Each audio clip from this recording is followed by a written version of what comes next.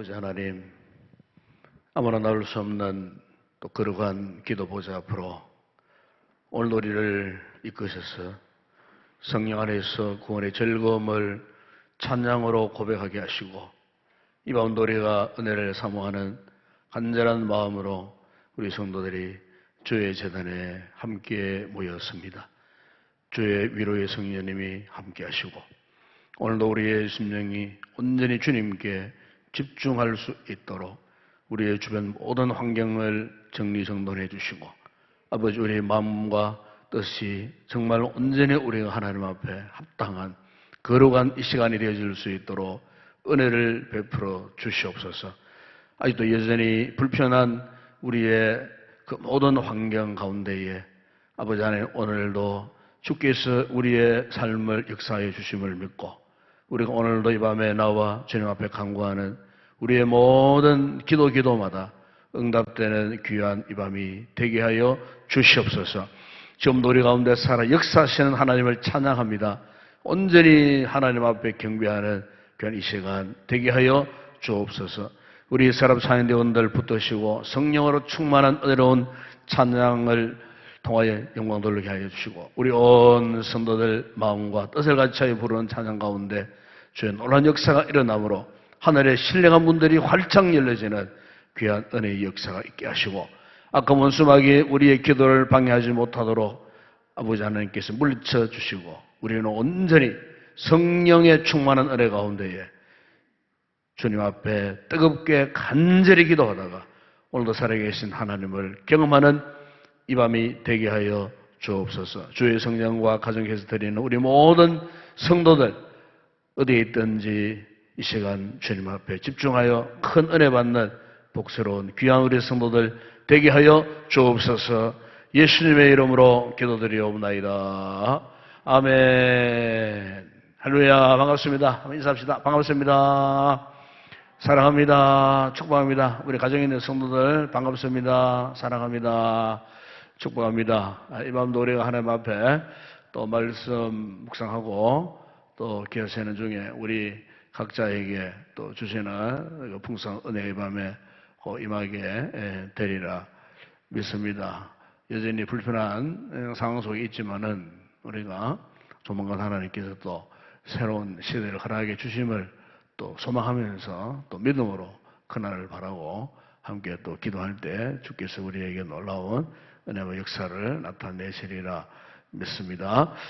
오늘 상고할 하나님 말씀입니다. 오늘은 마태복음 제1장 18절에서 25절의 말씀을 묵상하겠습니다. 마태복음 제1장 18절에서 25절 말씀까지 우리 한 절씩 말씀을 교독을 하도록 하겠습니다. 제가 18절을 먼저 봉독하겠습니다. 예수 그리스도의 나심은 이러하니라. 그의 어머니 마리아가 요셉과 약혼하고 동거하기 전에 성령으로 잉태된 것이 나타났더니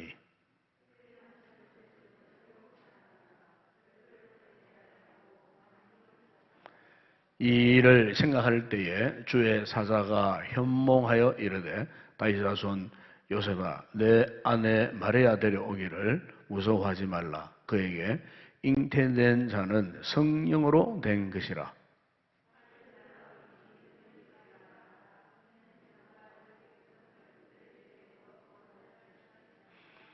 이 모든 일이 된 것은 주께서 선지자로 하신 말씀을 이루려 하심이니 이르시되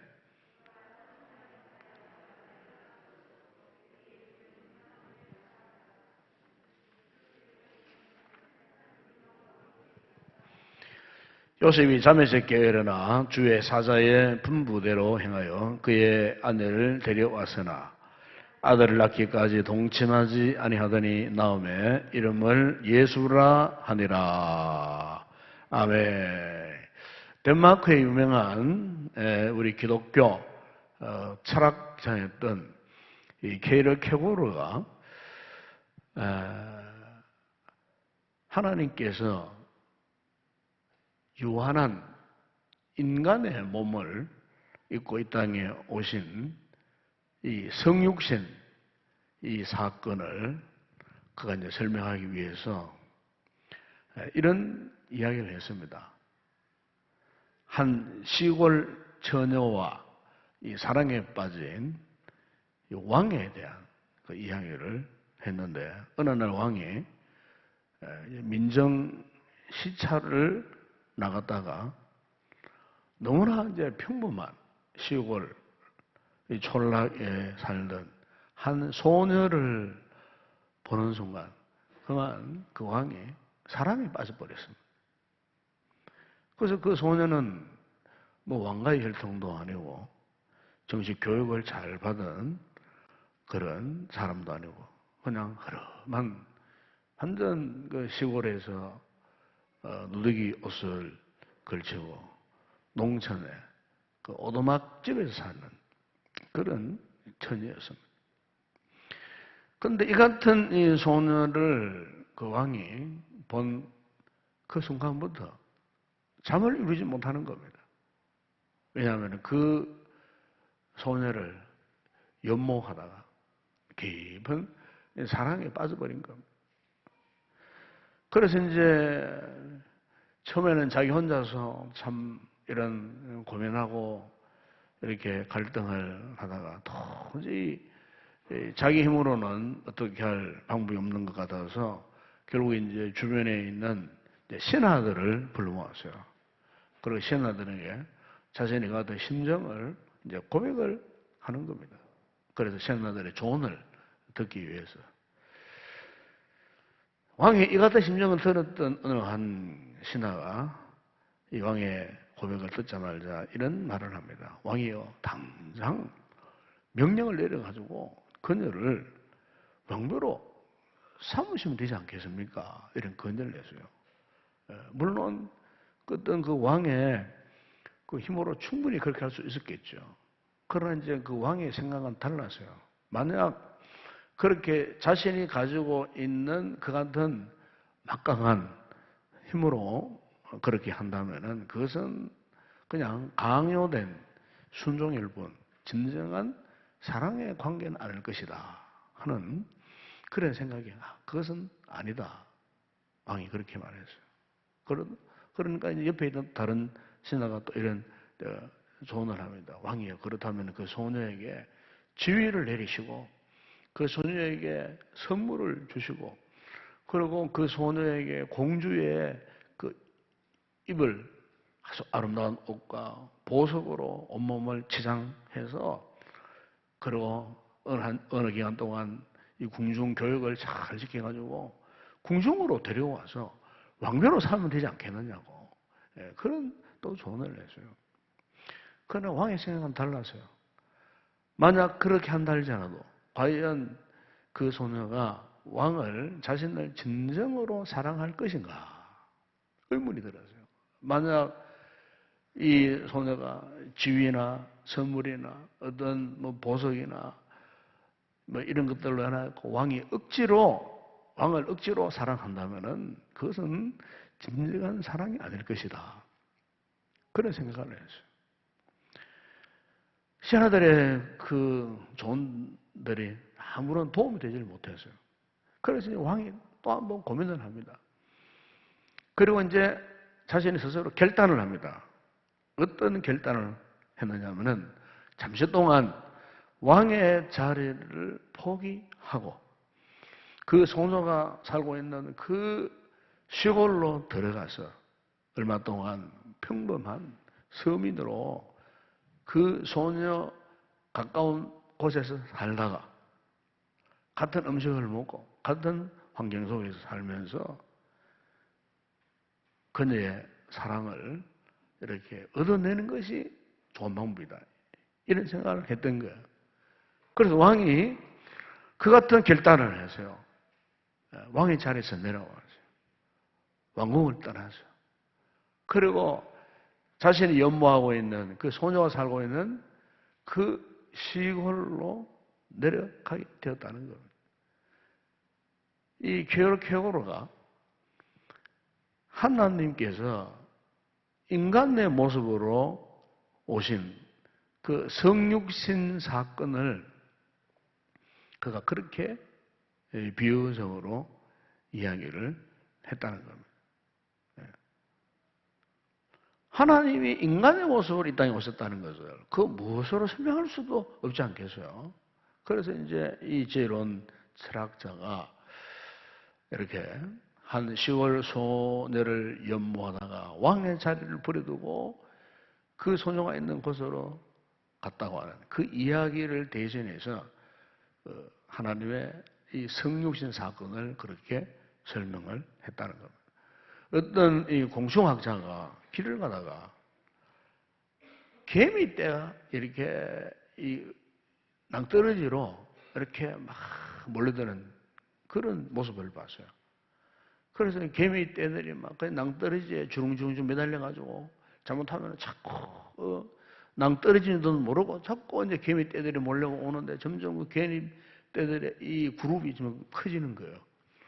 그럼 곧 이제 그 절벽 아래로 그 단체로 그냥 떨어질 그런 위급한 그런 상황 속에 있었을 때에 그 곤충학자가 이런 생각을 했다는 겁니다. 내가 만약에 개미였다면, 내가 지금 당장 개미가 될 수 있다면, 저 개미들에게 지금 그들 앞에 있는 위기를 내가 경고하고 저들을 구원할 수 있을 텐데, 그런 생각을 했다는 겁니다. 앞서 시골 처녀를 사랑했던 그 왕의 그 모습이나 곤충학자가 자신이 이렇게 개미가 되었다면 개미를 이 위기에서 구출할 수 있었을 텐데 하는 이런 생각. 바로 이 같은 모습이 바로 하나님이 죄악 가운데 있는 우리 인간을 구원하시기 위해서 그분께서 인간의 모습으로 이 땅에 오신 모습과 너무나 닮았다 하는 그런 이야기인 것입니다. 여러분, 사실 오늘 우리의 이 삶에 있어서 가장 큰 문제는 죄 문제 아니겠어요? 이 죄로 말미암아 하나님의 심판을 피할 수 없었던 이 멸망당할 수밖에 없는 우리 인간들이었지만은 하나님이 인간의 육신을 이 땅에 입고 오셔서 그분이 성육신 하셨는데 왜 성육신을 하셨을까? 그 이유가 뭘까?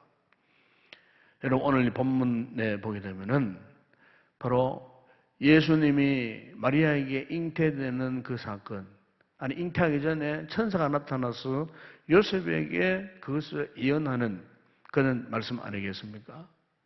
오늘 그 말씀을 보게 되면은 요셉과 정혼한 마리아를 통해서 인간의 육신을 입고 탄생하실 그 예수님에 관한 예언의 말씀이잖아요. 그런데 이 예언의 말씀 이 가운데 보면은 예수님에 관한 두 개의 이름이 나와요. 이름이 지금 예언되고 있습니다. 이 두 개의 이름이 나오는데 먼저 여러분 거기 21절에 보세요. 21절에 보게 되면은 그 이름 말씀이 있어요.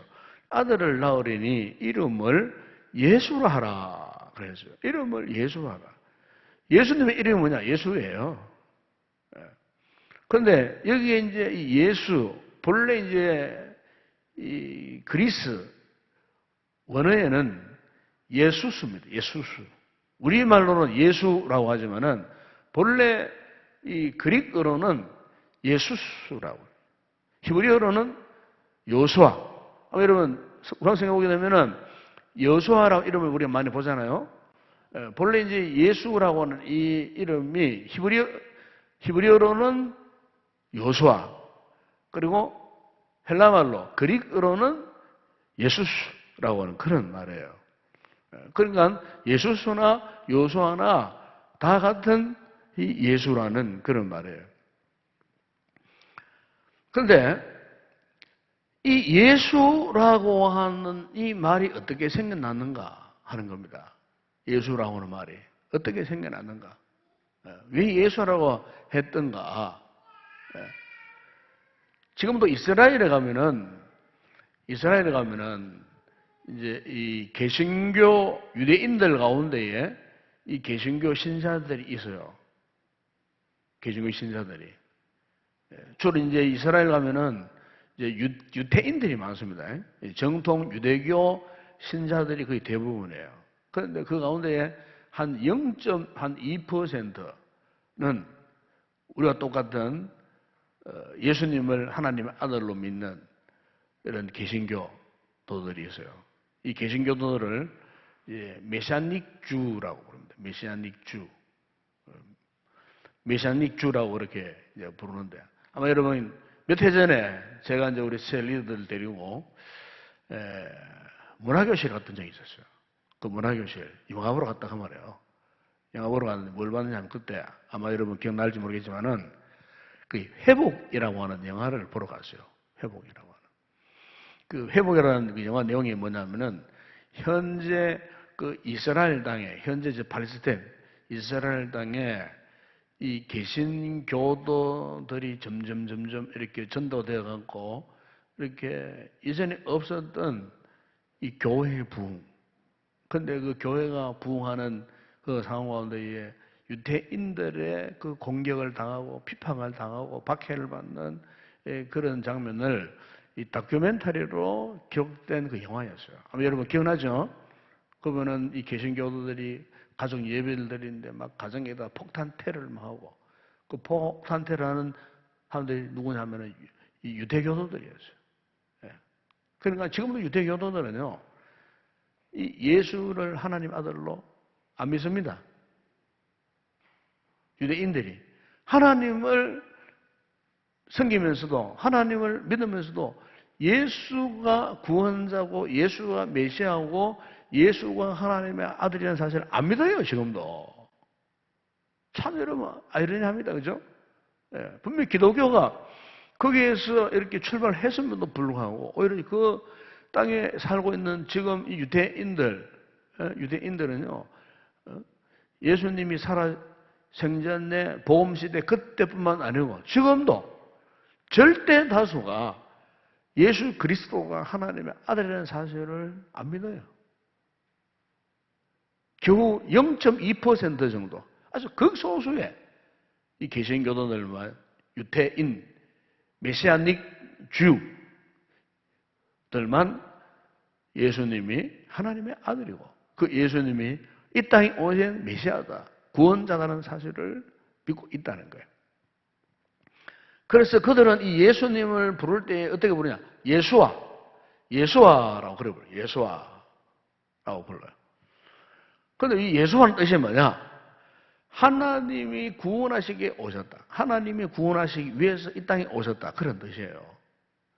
그러니까 지금도 그 팔레스타인 지역 이스라엘 땅의 0.2%의 메시아닉 주의 개신교 신자들만이 이렇게 예수님이 하나님의 이 구원을 위해서 이 땅에 오셨다. 네, 그렇게 이제 믿고 있을 정도라는 겁니다.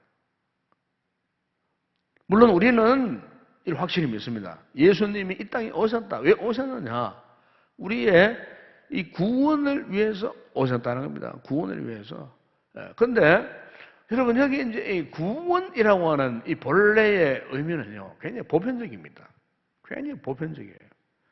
이를테면은 어떤 위기 상황을 만났을 때에 그 사람을 이렇게 구출해 주는 것을 이제 구원이라고 그렇게 말하고 있어요. 어떤 힘들고 어려운 상황 속에 갇혀 있는 사람을 그 상황 가운데 그 환경에서 이렇게 건져주는 것을 이제 구원이라고 하는 아주 보편적인, 아주 자주 흔하게 쓰이는 그런 단어가 바로 이 구원이라고 하는 단어인데, 근데 예수님이 이 땅에 오셔갖고 우리를 구원하셨다라고 하는 그 구원의 개념은 그런 보편적인 개념이 아니라는 거예요. 이것은 아주 특별한 이 개념이에요. 다시 말하면 예수님을 통해서 새롭게 조명된 이 구원이라고 하는 이 용어는, 이것은 우리 인간 존재의 본질을 말할 때에 사용하는 그런 의미가 있다는 겁니다. 그리고 우리 기독교의 이 구원이라고 하는 것은 뭐 단순한 뭐 그런 보편적인 개념의 구원이라는 용어가 아니고 특별한 개념의 그런 용어로 쓰여지는데, 그럼 왜 특별한 용어가 될 수밖에 없는가 하는 그 이유가 바로 21절에 있어요. 21절. 그 21절에 보게 되면은 그게 아들을 낳으리니 이름을 예수로 하라. 이는 그가 자기 백성을 그들의 죄에서 구원할 자이심이라 하니라. 보세요. 그게 보면은 그게 왜 구원이라는 그 의미가 아주 특별한 뜻을 갖고 있느냐 하면은 그가 자기 백성들의 죄에서 구원할 자를, 백성들의 죄. 그러니까 죄에서 구원한다 그 말입니다. 죄에서 구원. 어떤 힘들고 어려운 위급한 그 상황에서 구원하는 것이 아니고 다름 아닌 죄에서, 죄로부터 구원한다는 겁니다. 죄로부터 구원한다는 겁니다. 그러니까 우리 기독교가 오늘 우리가 알고 있는 이 구원하는 용어는 특별한 개념이에요. 죄에서 구원받는 거예요. 그래서 구원이 필요하단 말이에요. 여러분, 옛날에 우리나라가 1960년대, 7, 80년대 이렇게 쭉 올 때에 그때 우리나라가 정치적으로 이제 군사 독재 이제 정부 하에 있었지 않습니까? 그죠? 아주 독재 정부에 있었어요.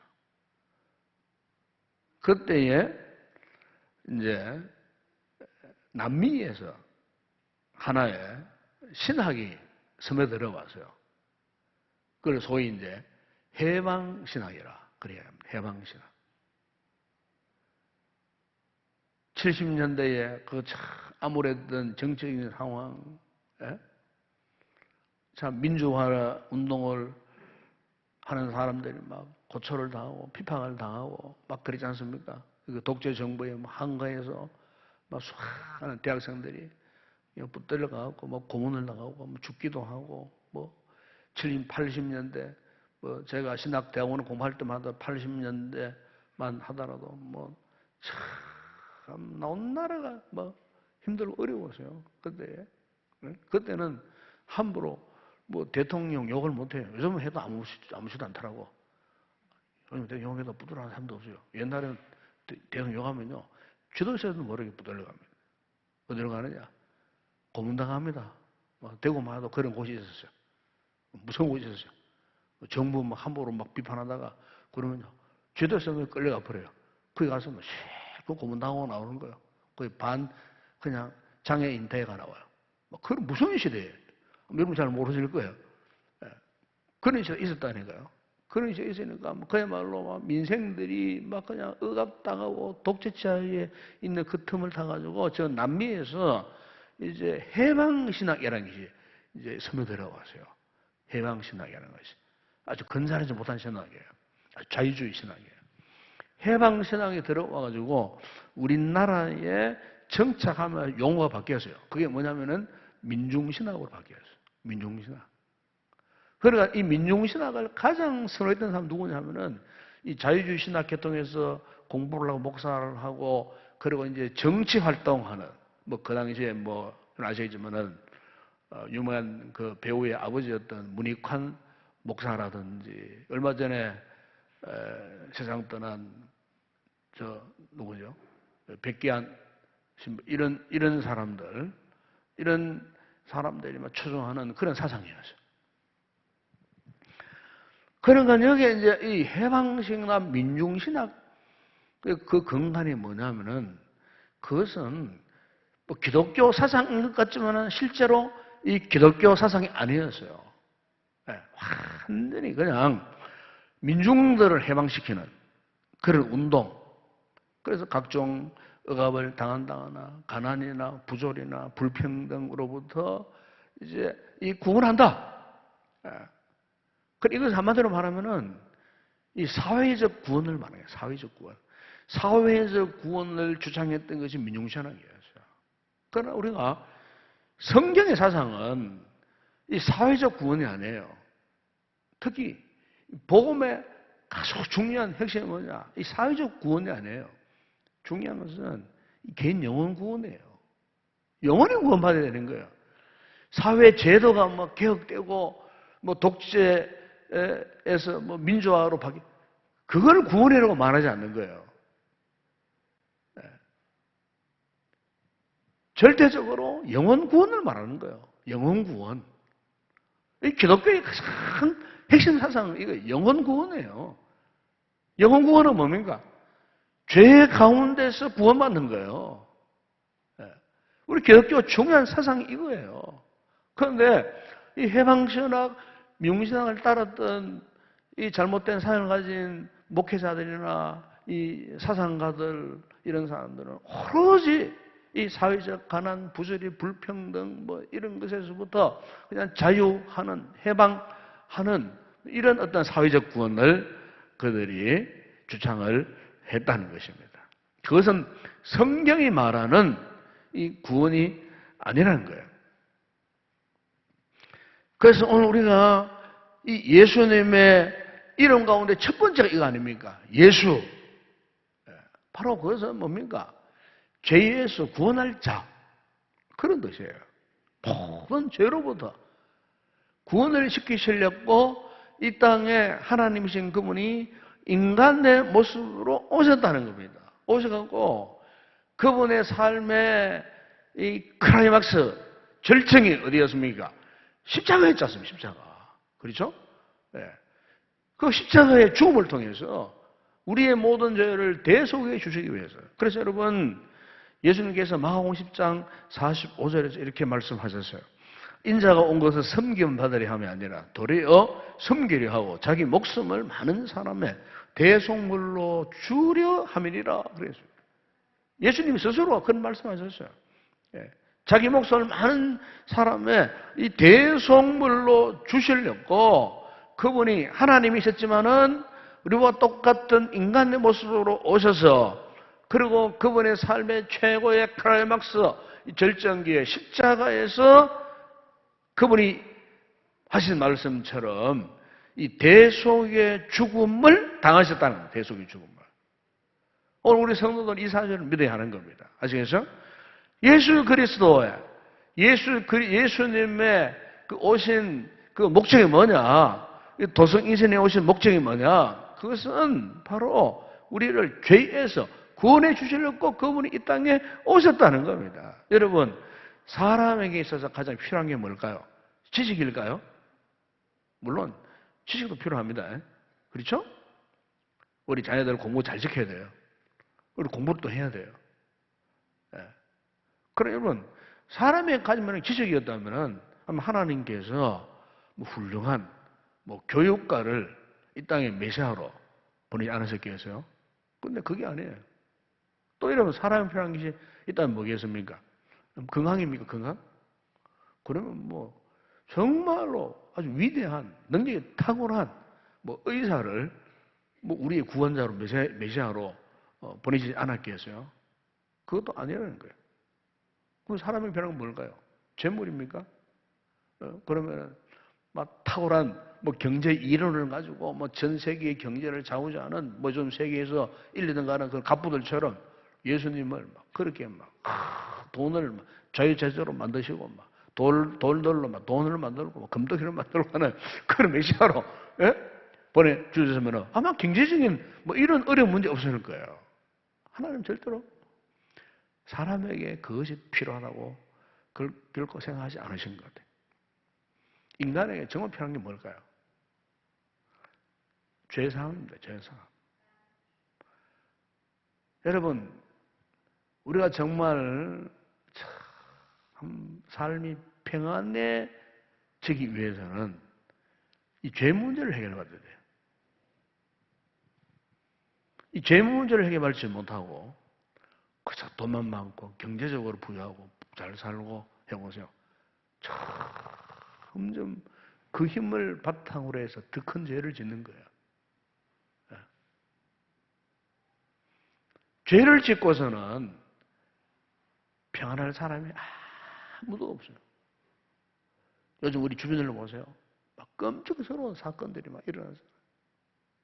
며칠 전에 재난중간에 구미여대 어느 동네에 참 그렇잖아요. 어떤 엄마가 자기 딸한테 그렇게 무자비하게 말이지. 짐승도 그렇게 안 하는지, 새끼한테는.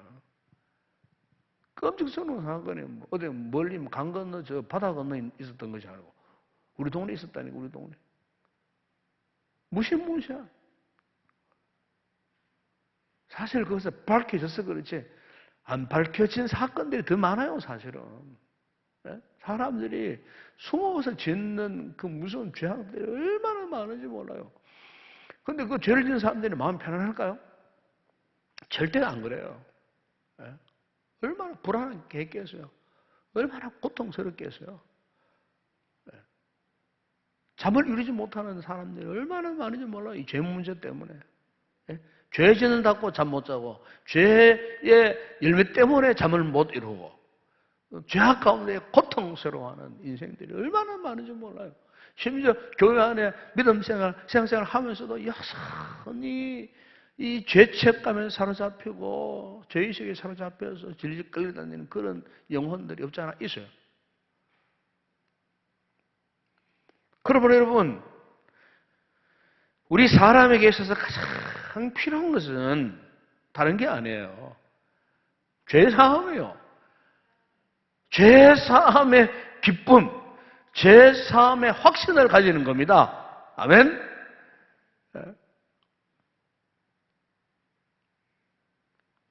그래서 예수님께서 이 땅에 오셨는데 예수로 오신 거예요. 우리가 지은 죄에서 우리를 구원해 주시기 위해서, 사실 직접 십자가의 대속물로 죽으시기 위해서 그분이 예수로 이 땅에 오셨다. 그리고 이 예수님이란 두 번째 이름이 또 하나 있는데 그게 뭐냐면은 오늘 보면 23절에 보세요. 그 이름 말씀했어요. 보라, 처녀가 잉태하여 아들을 낳을 것이요 그의 이름은 임마누엘이라 하리라. 번역한즉 하나님이 우리와 함께 계시다 함이라. 예수님의 두 번째 이름이 임마누엘입니다. 여기 임마누엘이라고 하는 이 말은요, 히브리어입니다. 히브리어. 임이라고 하는 말, 함께. 마누 하는 것은 우리. 엘 하면은 하나님. 하나님이 우리와 함께 하셨다 하는 뜻이 임마누엘. 그러니까 이 이름은 하나님이 우리를 죄에서 구원하신 후에 그냥 우리를 모른다, 방치하신다는 뜻이 아니고 이 죄에서 구원받은 우리와 영원토록 이제 동행하시는 분이시다. 그런 뜻이에요. 그러니까 오늘 저와 여러분이 예수 믿고 죄사함 받고 구원받았잖아요. 하나님의 자녀되었다는 말이 무슨 말이에요? 하나님이 우리와 영원토록 임마누엘, 우리와 함께 하신다 하는 그런 뜻이에요. 이 임마누엘이라고 하는 말이 우리가 구약 성경에 보게 되면, 이사야서 보게 되면은 예수님이 탄생하기 700년 전에 이사야 선지자가 살았던 그 당시에 이 유다가 굉장히 힘들었어요. 그 당시에 왕이 아하스 왕이었어요. 아람이 공격에 들어와가지고 북쪽에 오랑캐들이 공격에 들어와가지고 그야말로 그 유다가 풍정등화 상태에 있었던 그런 참 국가 존립이 힘들었던 그런 시대에 하나님께서 진짜 이사야를 통하여서 그 유다 백성들을 하나님이 위로해 주시기 위해서 이사야 여러분 7장 14절에 보면은 이렇게 말씀하셨어요. 그러므로 주께서 친히 증조를 너희에게 주실 것이라. 보라, 처녀가 잉태하여 아들을 낳을 것이요 그의 이름을 임마누엘이라 하리라. 그 임마누엘이라는 이 이름이 이미 예수님이 탄생하기 전 주전 700년 전에 이미 하나님께서 이사야를 통하여서 장차 오실 구원자 예수 그리스도의 이름에 대해서 그렇게 예언해 주셨다는 겁니다. 여러분, 여기 임마누엘 한마디로 말하면은 하나님의 임재를 말하는 겁니다. 여러분, 우리가 믿음 생활에 있어서 신앙생활에 있어서 정말 중요한 이 경험이 뭐냐? 하나님의 임재를 느끼고 자각하는 거예요. 하나님의 임재를 느껴야 돼요. 믿음 생활은 하나님의 임재를 느껴야 돼요. 하나님의 임재를 느끼면요, 기도하지 않을 수 없어요. 그분을 찾지 않을 수 없어요. 그분을 찬양하지 않을 수 없어요. 하나님의 임재가 경험되어지는데 그분을 예배하지 않을 수 없어요. 하나님의 임재 앞에 모든 인생들이 그냥 그 앞에 무릎을 꿇을 수밖에 없어요. 예? 그것은 어떤 환상이 아니에요. 환청도 아니에요. 실제적 사건이에요. 하나님의 임재. 저 세상 사람들은 하나님의 임재를 몰라요. 이 코로나 상황 속에 큰 세상적인 치료 방법, 여기에 막 그냥 길을 서고 어떻게 해볼까? 지금 뭐 정신이 없지만은 사실 하나님께서 보실 때는요, 이거 아무것도 문제가 될 게 없는 거예요. 그래서 우리 연약한 인간이 스스로가 두려워가지고 스스로가 절망 상태에서 동분서주하고 막 고통스러워 하지만 하나님께서는요, 사실 이 코로나19 무슨 코로나 와도 사실 아무런 문제가 되지 않는다는 거예요. 이런 위기적 상황 가운데 정말 우리에게 중요한 것은 이런 상황 가운데서 과연 우리가 임마누엘 하나님의 임재를 내가 느끼고 자각하고 있느냐 그 말이에요. 그러면요, 그분을 여기 와서 찾을 수밖에 없어요. 여기 와서 엎드릴 수밖에 없어요. 하나님이 그냥 저 강 건너편에 그냥 하늘에서만 우리 내려다보시는 그런 하나님으로 착각하고 있는 사람들은요, 기도할 수 없어요. 예배를 드릴 수 없어요. 하나님을 진정으로 찬양할 수 없어요. 이 말씀을 통해서 하나님의 이름 가운데에 바로 이 임마누엘, 하나님이 과연 이 시간도 우리와 함께 하신 하나님이다 하는 이 사실을 확신하는 그런 성도들이 꼭 되기를 주의 이름으로 축원합니다. 여러분, 우리가 창세기 28장 보시면은 야곱이 가요, 광야로 형을 피해서 막 도망치지 않았습니까? 그리고 얼마나 권했든지 그 광야 한복판에 그냥 돌을 베개 삼아 잠을 자버렸어요. 그런데 이제 꿈속에 환상을 본 거예요.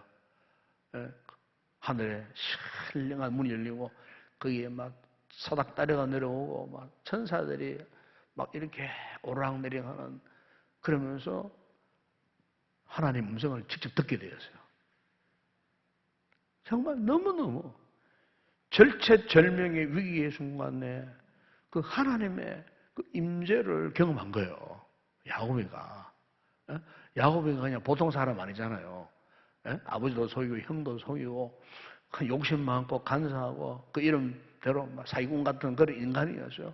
한마디로 막 그 죄에 그냥 뒤집어 쓴 채 막 그냥 뭐 양심도 올바르지 않고 막 이런 인간이었어요. 이런 인간에게 보세요, 하나님의 이 거룩한 임재가 나타났어요. 그걸 경험한 거예요, 야곱이가. 그런데 그 야곱이 이런 말씀을 하시는 거예요. 창세기 28장 15절에 보면 내가 너와 함께 있어 네가 어디로 가든지 너를 지키며 너를 이끌어 이 땅으로 돌아오게 할지라 내가 내게 허락한 것을 다 이루기까지 너를 떠나지 아니하리라. 하나님의 음성을 듣게 된 거예요.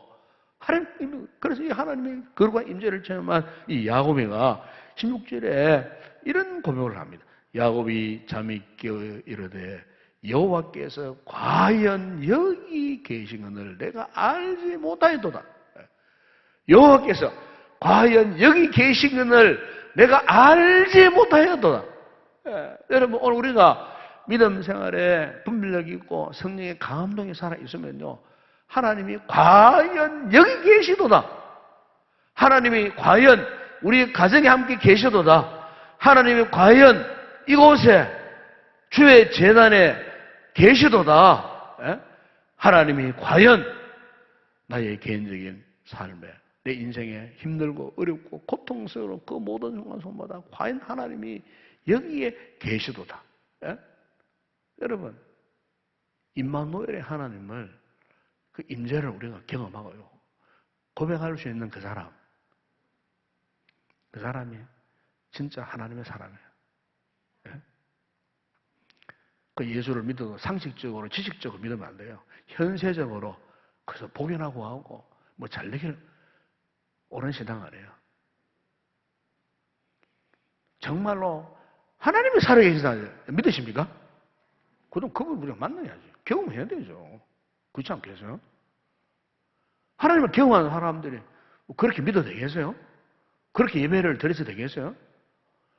하나님의 임재를 경험한 사람이, 그 하나님의 거룩한 임재를 경험하는 사람이 어찌하여 그렇게 믿음의 생활을 하면 되겠느냐 그 말이야.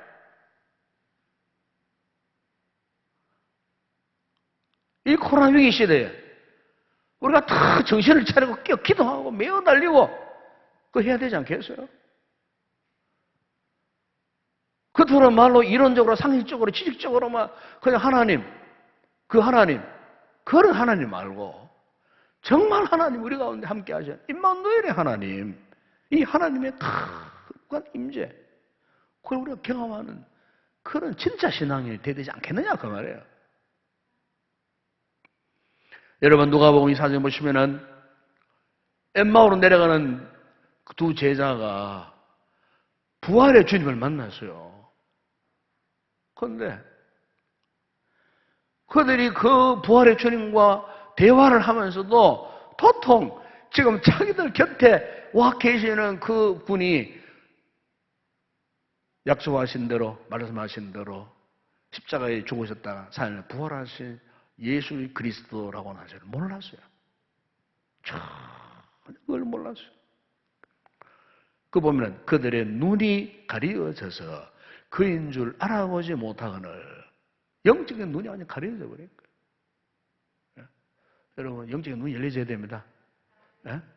우리가 지난 1년 동안 코로나 때문에 뭐 예배도 제대로 드리지 못하고 기도도 제대로 못하고 신앙생활 제대로 못하고 막 이러다 보니까 지금 어느덧 우리가 지금 영적인 눈이 지금 다 흐릿해졌어요. 지금 0.4, 3, 2 제로 상태로 지금 무하게 지금 안 보이는 거예요. 지금. 예? 안 보이는 거예요. 위기입니다. 그것도 큰 위기입니다. 여러분. 이제 코로나는요, 이제 백신 맞고 제로제 곧 나올 거예요. 그러면 이겨냅니다. 앞으로 최소 1년 예? 금년 안으로 다 해결됩니다. 되게 되어 있습니다.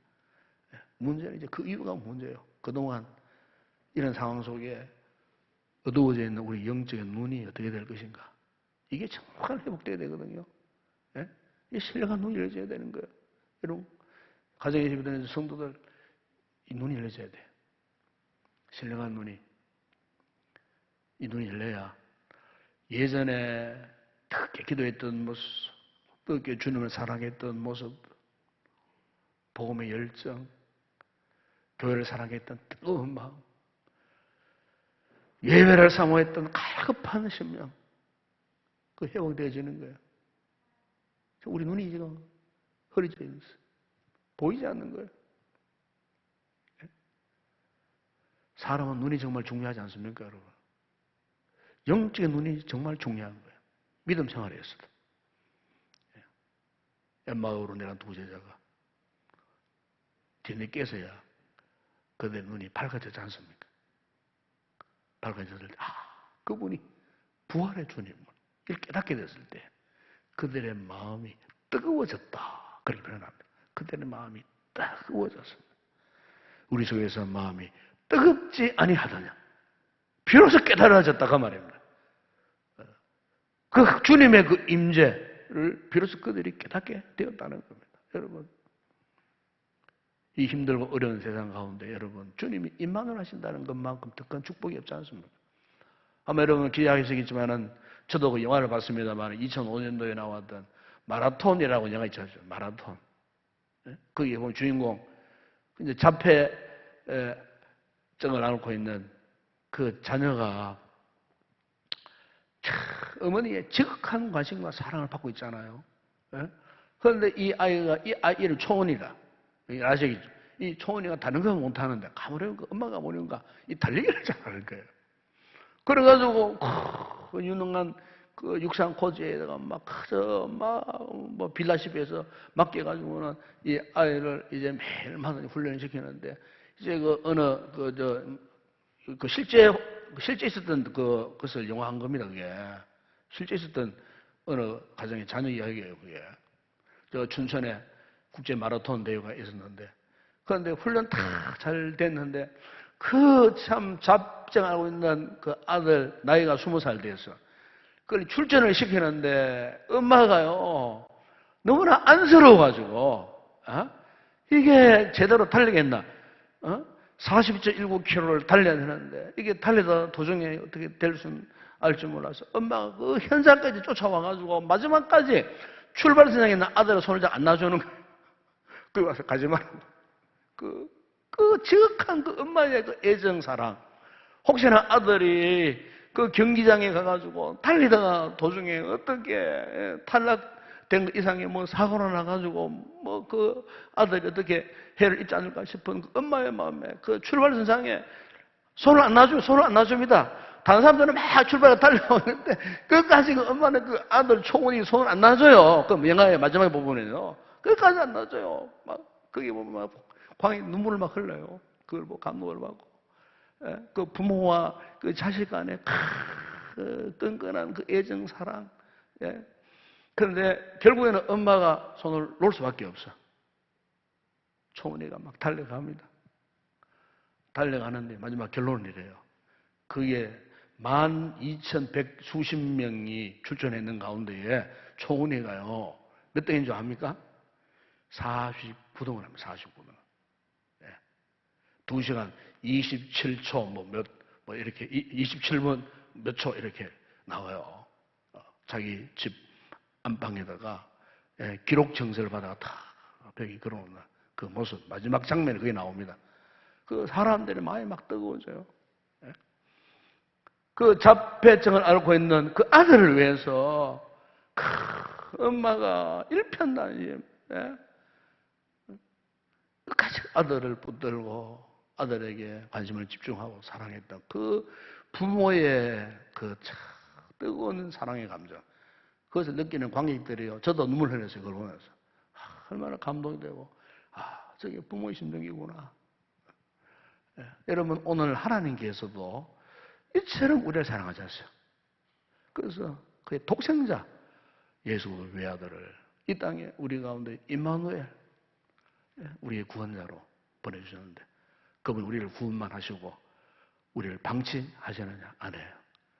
지금 이 순간에도 그분은 우리 가운데 임마누엘 하시는 우리 주님이신 줄로 믿습니다.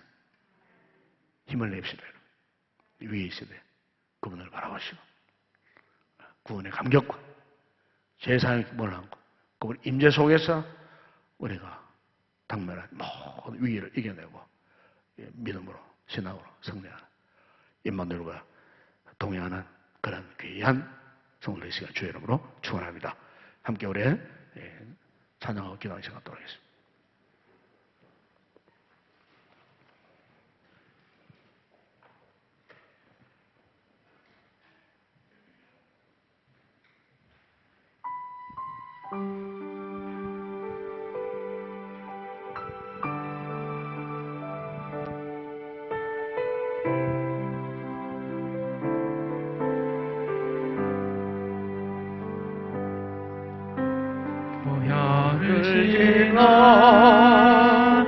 하나님 품으로 보혈을 지나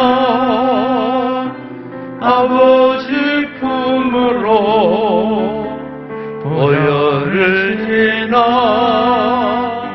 하나님 품으로 한 걸음씩 나아가네. 우리 다시 고백합니다. 보혈을 지나 하나님 품으로 보혈을 지나 아버지 품으로 보혈을 지나 하나님 품으로 한 걸음씩 나아가네. 정의한 주 보혈이 정의한 주 보혈이 내 영혼 새롭게 새롭게 하시네 존귀한 주 보혈이 내 영을 새롭게 하네 존귀한 주 보혈이 존귀한 주 보혈이 내 영을 새롭게 하시네 존귀한 주 보혈이 내 영을 새롭게 하네 구주의 십자가 보혈로 구주의 십자가 보혈로 죄 씻음 받기를 원하네 내 죄를 씻으신 주 이름 찬송합시다 네, 찬송합시다.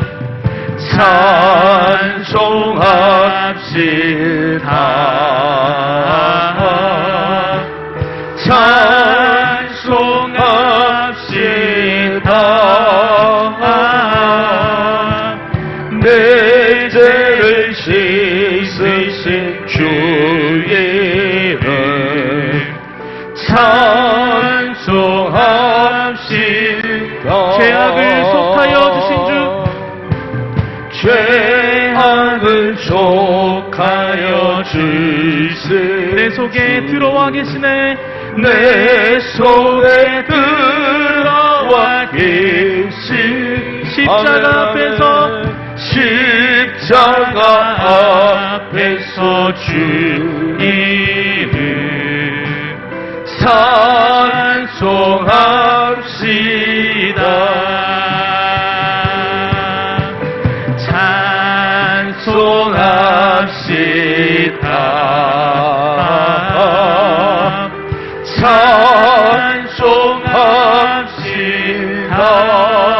찬송합시다 내 죄를 씻으신 주 이름 찬송합시다 우리 다시 한 번 더 구주의 아멘. 십자가 보혈로 구주의 십자가 보혈로 죄 씻음 받기를 원하네 내 죄를 씻으신 주 이름 찬송합시다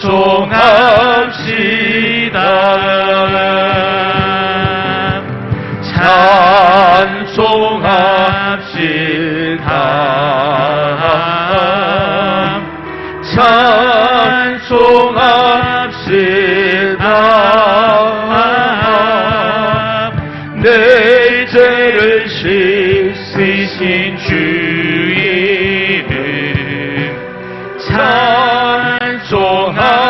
찬송합시다 죄악을 속하여 주신 주 죄악을 속하여 주신 주 내 속에 들어와 계시네 십자가 앞에서 주 이름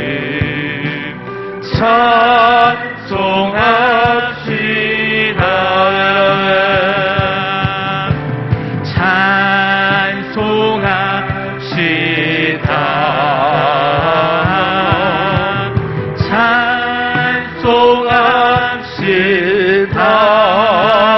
찬송합시다 내 죄를 씻으신 주 이름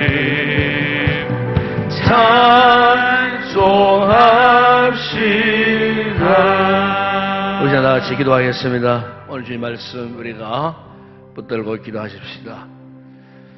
우리가 사실 솔직히 고백하면은 이 예수라고 하는 이름이 우리에게 너무나 익숙합니다. 너무나 익숙한 나머지 감동이 없습니다. 아니, 감동이 사라진 지 이미 오래되었을지도 모릅니다. 오늘 이 밤에 이 주님의 이름을 묵상했는데 여러분 다시 한번 이 시점에서 이 우리 시대에서 다시 한번 예수님의 이름의 감동이 다시 살아나는 이 감동 회복되어지는 그런 귀한 밤이 되었으면 좋겠습니다. 이 이름은 너무나 위대한 이름입니다. 왜냐하면 우리를 죄 가운데서 건져주신 근본이기 때문에, 우리 인생의 본질이기 때문에, 우리 삶의 본질입니다. 돈이 본질이 아니고, 세상 명예가 본질이 아니고요, 세상 쾌락이 본질이 아니에요. 내 손에 쥐고 있는 돈, 물질, 그게 본질이 아닙니다. 죄 문제, 이 본질입니다. 그런데 우리 생에 가장 중요한 본질적인 이 문제를 우리 사랑의 하나님 아버지께서 그의 아들 예수님을 이 땅에 보내주셨어요. 십자가의 속죄제물로 받으심으로써 이 죄 문제를 해결해 주신 거예요. 죄사함의 기쁨이 이 밤 회복되기를 바랍니다. 죄사함의 기쁨만 아니고 지금도 그분이 지금 우리 가운데 계셔요. 지금 이 순간에 임마누엘의 하나님이 되셔서 계신다고 하는 사실, 우리 마음속에 계세요. 우리 삶 속에 계세요. 오늘 우리 밤에 이 주님의 임재를 우리 다시 한번 경험하는 밤이 되었으면 좋겠습니다. 이 코로나의 캄캄한 위기 시대에 살면서 우리의 영적인 감정이 사라지고 소진되어지고 열정이 사라져버리고 눈이 캄캄하게 어두워져 있다면 이 밤에 저는 기도하십시다. 주님을 향한 이 사랑의 감정, 뜨거움 회복되게 하여 주옵소서. 닫혀있는 우리의 영안이 활짝 열려지게 하여 주옵소서. 지금도 우리 함께 하신 임마누엘의 하나님의 임재를 이 밤에 경험하기를 원합니다. 이 시간 여러분 간절히 뜨겁게 부르짖고 기도하시다가 다시 한번 이 하나님의 살아계심의 역사를 다시 한번 우리가 경험하고 위기의 시대를 이 은혜 가운데 주님의 임재 속에서 기억고 이겨내고 승리하고 잃어버렸던 영적인 그 모든 것들을 다시 회복하게 되는 귀한 역사가 속히 우리의 시대에 다시 한번 도래할 수 있도록 여러분 개인의 신앙과 여러분 가족과 가정과 우리 교회와 그리고 한국 교회와 또 세계 열방들을 위해서 함께 밤에 주님 앞에 기도하는 그런 시간이 되었으면 좋겠습니다. 함께 우리 간절히 뜨겁게 주님 앞에 부르짖고 기도하시겠습니다. 바로 우리 기도 찬양 들어주세요. 기도하겠습니다. 아버지 하나님 참으로 감사합니다. 살아계신 우리 아버지 하나님, 힘들고 어려운 시대를 살고 있는 저희들 아버지 밤에 주의 귀한 이 말씀 너무나 그동안 수없이 많이 들었던 너무나 익숙하여 아버지 도대체 이제는 감각이 사라져버린 예수의 이름에 대해서 우리가 묵상을 했습니다. 아버지 하나님, 참으로 예수님은 우리 인생의 본질이십니다. 그 어떤 것보다도 가장 소중한 존재이심을 고백합니다. 아버지, 우리가 주님의 이름에 대한 감각이 사라졌을 때에 세상에 돈을 의지하여 물질을 의지하고 세상에 어떤 쾌락을 의지하여 세상의 어떤 것을 획득하면은 가장 행복한 인생이 되는 줄로 착각하며 살았던 저희들, 그러나 아버지 세상의 모든 것 다 가졌어도 우리의 마음에 죄악으로 울룩져 있는 그 두려움, 공포와 고통은 사라지지 않습니다. 오늘날 우리 주변에 이런 인생들이 얼마나 많이 있는지 모릅니다. 아버지여, 인생의 본질이 무엇인지를 깨닫지 못하여 아버지 엉뚱한 데서 인생의 본질을 찾고 구하다가 낭망하여 절망하는 인생들이 우리 주변에 얼마나 많이 있는지 모릅니다. 아버지, 오늘 이 말씀을 통해 우리의 삶의 가장 절실하고 가장 필요하고 가장 소중한 본질에 대해서 우리 말씀하셨습니다. 바로 그 본질은 예수님이 우리의 구주가 되신다는 사실입니다. 주님이 우리를 위하여 십자가에서 죽으심으로 우리의 이 흉악한 죄악 가운데서 우리를 건져주시고 우리를 죄악 가운데 건져주셨을 뿐만 아니라 지금 이 순간에도 우리 가운데 임마누엘하여 계시는 우리의 주님이심을 다시 한번 깨닫게 하셨습니다. 진실로 주님 사랑합니다. 환영합니다. 사모합니다. 이 밤에 기도한 우리 모든 성도들의 심령 가운데 임재하실 때에 아버지, 그가 너무나 익숙했던 아버지 같은 신앙적 종교적 지식에서 아버지 하는 진정으로 주님을 알지 못하고 깨닫지 못했던 영적인 눈이 가려워서 알지 못했던 엠마오로 내려가는 두 제자처럼 이 같은 믿음의 삶을 지금 우리가 살고 있다면은 이 밤에 성전에서 기도하는 성도들이나 가정에서 기도하는 성도들이나 이 사실을 깨닫고 적극적으로 아버지 그 같은 아버지 잘못 믿어가고 있는 그 같은 삶의 울타리에서 벗어나서 우리가 참으로 온전한 모습으로 주님을 사모하며 갈망하며 주님을 찾기를 원합니다. 아버지 하나님, 거룩한 은혜 보좌 앞에 오늘도 귀한 성도들 주님을 만나기를 원하여 이곳에 나왔습니다. 예배자로 세워주심을 감사합니다. 기도자로 세워주심을 감사합니다. 아버지, 진실로 우리 신앙이 거짓되지 않고 이중적이지 않고 아버지 인간적이지 않고 세상적이지 않고 참으로 주님이 인정할 만한 진솔한 신앙의 고백자들이 되게 하여 주시고 오늘도 상손 들고 주님의 임재를 사모하는 갈망하는 거룩한 우리 모든 성도들 될 수 있도록 은혜를 베풀어 주시기를 원합니다. 지난 1년 동안 고난을 인하여 지나오는 동안 알게 모르게 영적으로 침체된 자들이 얼마나 많이 있는지 모릅니다. 영적으로 낙오된 자들이 얼마나 많이 있는지 모릅니다. 이미 예배 자리에서 멀어진 자들이 많이 있고 기도회 자리에서 멀어진 자들이 많이 있고 은혜를 사모하는 자에서 멀어진 자들이 얼마나 많이 있는지 모릅니다.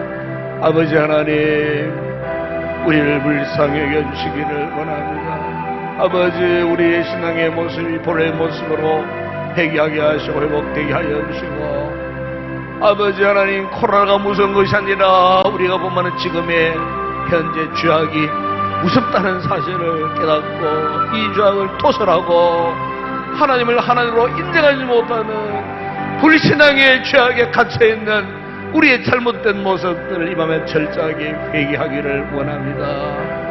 아버지, 진실로 주님을 사랑합니다. 입술로만 주여 주하는 자들이 되지 않게 하시고 입술로만 사랑을 고백하는 자들이 되지 않게 하시고 우리의 마음으로 심령으로 영혼으로 우리의 목숨 다하여 진정으로 주님을 사랑하노라 고백할 수 있는 주님을 의지하노라 주님을 바라보노라 진정한 마음으로 주님 앞에 고백할 수 있는 아버지 하나님, 우리의 믿음이 되어질 수 있도록 은혜를 베풀어 주시기를 원합니다. 아버지 하나님, 이 시간 주의 은혜가 필요합니다. 주님의 긍휼하심이 필요합니다. 아버지 하나님, 주님으로부터 받았던 첫 은혜와 첫 사랑의 그날을 기억하게 하시고 속히 아버지 하나님, 우리의 본래의 모습, 믿음의 모습으로 본래 예배하는 자의 모습으로 본래 기도하는 자의 모습으로 속히 회복되어질 수 있도록 은혜를 베풀어 주시기를 원합니다. 형식적인 종교에 되지 않게 하시고 진실로 하나님 앞에 우리 목숨과 생명을 하여 하나님을 예배하고 하나님께 기도하는 아버지 하나님 인정할 만한 아름다운 신앙의 사람들로 아버지 하나님 회복될 수 있도록 은혜를 베풀어 주시기를 원합니다. 아버지, 교회의 예배가 회복되어지게 하시고 교회에 강구하는 기도의 소리가 회복되어지게 하시고 은혜를 사모하는 모습들이 회복되어지게 하시고 주의 몸된 교회를 섬겼던 헌신의 모습들이 회복되어지게 하시고 무엇보다 주의 복음을 전하고자 아버지여 갈망했던 우리의 모습들이 다시금 회복되어질 수 있도록 은혜를 베풀어 주시기를 원합니다. 이로 인하여 아버지와 주저앉는 자들 다시 일어나게 하시고 아버지와 하나님 참으로 주님을 사랑하는 뜨거운 마음을 품고 아버지 하나님 구원의 은혜 주님을 향하여 우리 남은 생애를 기꺼이 주님 위에 드려보자 원하는 진정으로 헌신된 믿음의 고백이 살아있는 귀한 삶을 살아갈 수 있도록 은혜를 베풀어 주시기를 원합니다. 이 시대는 점점 악화해져가고 아버지 탐욕스러워져가고 아버지 세상 인심은 흉흉해지고 흉폭해져가는 이런 시대 속에 살고 있습니다. 더욱 세상은 참으로 아버지 엄난한 문화로 충만한 이 같은 시대 속에 점점 죄악의 수렁에 빠져들어가고 있습니다. 소돔 고모라가 그 옛날에 소돔이 아니라 오늘 우리의 시대가 아버지 하나님 돌이킬 수 없는 소돔 고모라 생겨되어 아버지 스스로가 멸망을 자초하는 깊은 죄악 수렁 가운데 빠져가는 이런 참으로 극박한 이런 상황 속에 놓여져 있는데 아버지 우리가 영적으로 깨어있지 못한다면은 우리가 어떻게 되겠습니까? 장차 망할 이 도성이 이제고 하나님의 심판에 유황불 앞에 놓여져 있음에도 불구하고 깨닫지 못한다면 어떻게 되겠습니까? 노아 시대에 수많은 인생들이 하나님의 심판을 받을 수밖에 없습니다. 소돔 고모라에 하나님의 유황불의 심판을 받게 됩니다. 아버지 하나님 그 같은 어리석은 자들이 되지 않게 하여 주시고 지금이라도 잠자던 자리에서 깨어 일어나게 하시고 은혜를 사모하는 자가 되어 지혜로운 다섯 천녀처럼 아버지의 등과 기름을 예비하고 생명의 신 예수 그리스도 오실 그날을 우리가 사모하는 가운데에 아버지 하나님 오늘의 현재 삶을 준비하며 아버지 믿음 안에 든든히 세워지는 우리의 삶이 되어질 수 있도록 은혜를 베풀어 주옵소서. 아버지 하나님 우리 인동교회를 축복하시고 그간도 주님의 은혜 가운데에 성성장국해 세는 중에 아버지 하나님 우리 교회를 건강하게 세워주시고 그간도 말씀을 훈련된 건강한 성도들을 통하여 교회가 세워지는 가운데에 아버지 하나님 코로나로 인하여서 아버지 영적인 이 같은 아버지 기력이 아버지 쇠퇴하고 쇠해지는 이런 상태에 있습니다.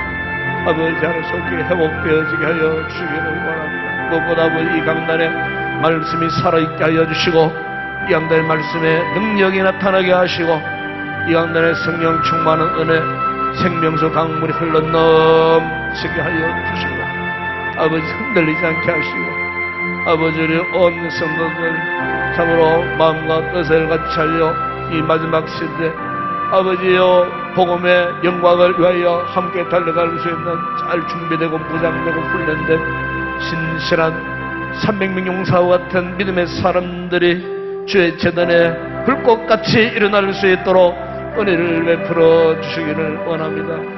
아버지 이제 그동안 방학이 지나고 이제 아버지 하는 다음 주간부터 3월달에 전반기에 모든 사역들이 이제 시작되어질 때에 성령님 함께하여 주시기를 원합니다. 부정한 종의 목회를 축복하시고 지금까지도 성령님이 인도하셨는데 앞으로도 주의 성령님이 종의 목회를 좌정하여 주시고 인도하여 주시고 아버지 하나님 모든 말씀 사역 가운데에 성령의 감동하심이 나타나게 하시고 한 영혼 우리를 위하여 한 영혼을 제대로 훈련시켜 주님의 제자로 삼는 아버지 한 거룩한 사역에 성령님이 함께 하시고 도우심의 역사에 주셨습니다. 주님의 세계 비전이 우리 인도교회를 통하여 이루어지는 위대하고 놀라운 역사가 있게 하여 주시기를 원합니다. 주님의 비전이 주의 몸된 교회로 이루어지는 아름다운 역사들이 일어나게 하시고 이랑하여 함께 뜻을 모을 수 있는 귀한 성도들 같은 마음 같은 말 같은 뜻 같은 은혜를 맺게 하여 함께 달려갈 수 있는 복되고 귀한 성도들로 아버지 세움받게 하여 주시고 오직 복음에 임하게 하여 우리 시대에 참으로 아버지 앞에 영광 될 것 오직 복음의 임함 외에 다른 것이 없는 줄로 믿습니다. 복음 들고 한 영혼이라도 구원하여 살려내는 그런 귀한 사역을 잘 감당하는 건강한 우리 교회가 되어줄 수 있도록 은혜를 베풀어 주시고, 아버지 더 좋은 일꾼들을 세우게 하시고 더 좋은 아버지여 주의 백성들을 이곳에 불러 모으셔서 마지막 시대 주님 오시는 날 머지않았는데 아버지 복음의 사명 감당하는 건강한 우리 교회 되게 하여 주시고, 이 죄악 생산 가운데에 복음의 등불 되어 아버지 앞에 영광 올려드리는 우리 교회가 되어줄 수 있도록 은혜를 베풀어 주옵소서. 아버지 하나님, 기도하는 주의 종들을 일으켜 주시기를 원합니다. 아버지여, 기도하는 사람들이 필요합니다. 기도하는 백성들이 필요합니다. 기도하는 당신의 백한 백성들이 필요합니다. 기도하는 자들이 요청되어지고 이런 시대에 살고 있습니다. 기도하는 자들을 불러 모아주시기를 원합니다. 기도하는 자들이 이 주의 제단에 모여 눈물을 흘리고 눈물을 뿌리고 부르짖고 간구하는 기도의 주의 종들을 세우시기를 원합니다. 기도의 사람들을 불러 모아주시기를 원합니다. 생명 걸고 기도하는 주의 종들이 필요합니다. 기도하는 주의 백탕 백성들을 불러 모아주옵소서. 아버지여, 기도의 사람들이 필요합니다. 기도의 사람들이 필요합니다. 기도의 사람들이 필요합니다. 기도의 사람들이 필요합니다. 주의 전에와 부르짖고 기도하는 기도의 종들이 지금 필요합니다. 주여, 기도의 종들을 보내소서. 기도의 종들을 보내어 주옵소서. 기도의 종들을 보내어 주옵소서. 기도의 종들을 보내어 주옵소서. 기도의 일꾼들을 보내어 주옵소서. 기도의 일꾼들을 보내어 주옵소서. 기도의 일꾼들을 보내어 아버지여, 기도의 사람들을 불러와 주시옵소서. 아버지여,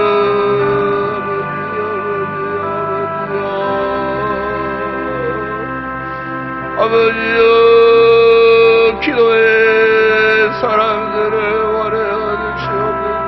주여, 지금까지도 아버지여, 기도의 사람들을 위하여 주 역사를 나타내셨던 것처럼 지금까지도 소수의 기도자들을 통하여 주님의 위대한 역사를 나타내셨는 것처럼 주의 재단의 아버지 하나님, 생명 걸고 기도할 수 있는 주의 종들을 보내시기를 원합니다.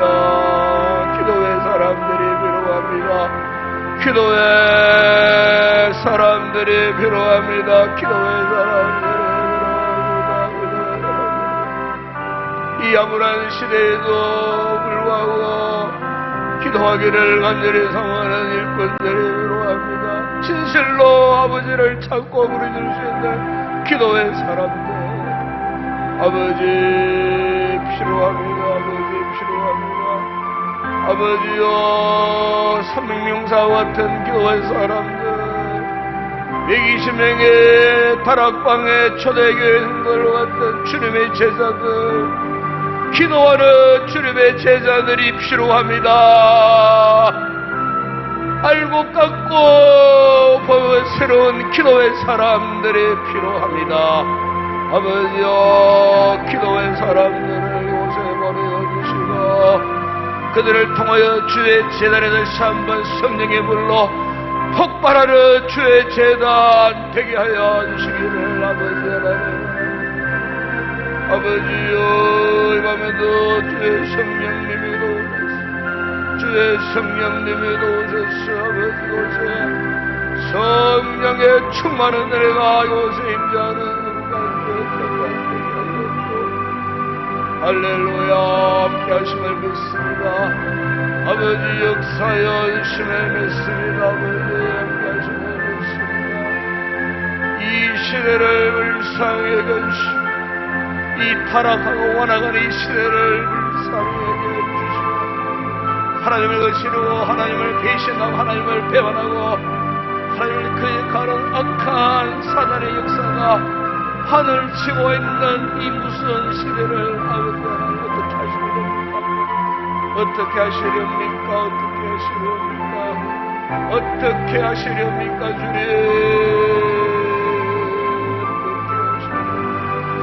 아버지 은혜를 베풀어 주시고 다시 한번 주여 긍휼을 베풀어 주시기를 원합니다. 다시 한번 아버지 회복할 수 있는 은혜와 긍휼을 허락하여 주시기를 아버지 원합니다. 성령으로 하지 않고서는 될 수 없는 것을 믿습니다. 성령으로 회복하는 놀라운 은혜의 역사가 임하게 하여 주시기를 아버지 하나님. 하나님 뜨거운 사명자들이 불꽃처럼 일어나게 하여 주시옵소서. 사명자들이 불꽃처럼 일어나게 하시고 기도의 사명자들이 예배의 사명자들이 복음의 사명자들이 불꽃처럼 다시 한번 일어나게 하여 주시기를 원합니다. 불꽃처럼 일어나게 하여 주시기를 원합니다. 이 밤에 주여 성령님이 또 오셨습니다. 주님의 영광, 주님의 영광에 주님의 영광이 회복되게 하여 주시기를 할렐루야. 감사합니다. 아버지 감사합니다.